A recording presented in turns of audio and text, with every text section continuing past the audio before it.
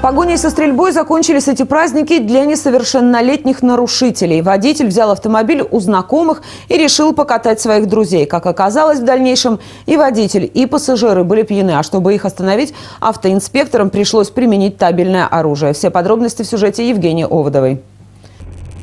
Автомобиль ВАЗ-2106 сразу же привлек внимание сотрудников ГИБДД. Водитель, нарушая правила дорожного движения, на требование остановиться не реагировал. Экипаж ДПС запросил помощи у коллег. На мотив не зажать его никак.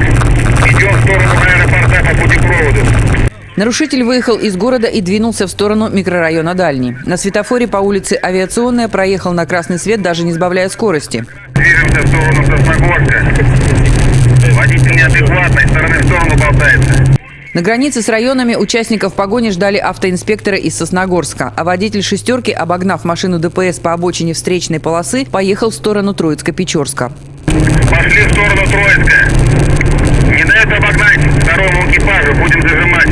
Водитель «шестерки» вилял по дороге и не давал автоинспекторам себя обогнать. Дабы избежать серьезной аварии, ведь навстречу могли ехать автомобили, было принято решение применить табельное оружие. Мы применять будем огнестрельное оружие.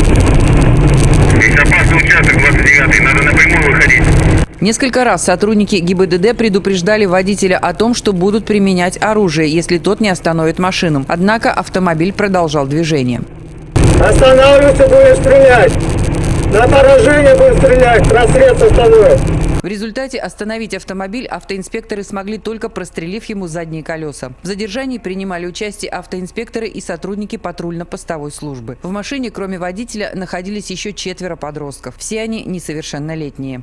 Машина эта принадлежала друзьям подростков, которые находились в этой автомашине. Они взяли покататься, факта угона нет.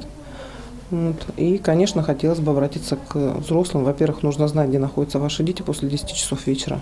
Не нужно учить ребенка управлять транспортным средством. Это риск. Это хорошо, что дети не погибли, не пострадали, и никто не погиб и не пострадал на улице. Водитель автомобиля задержан, а данные по пассажирам переданы в комиссию по делам несовершеннолетних. В ближайшее время подростков и родителей ждут серьезное разбирательство. Евгения Оводова, Евгений Садыков, Александр Табунков. День, Ухта.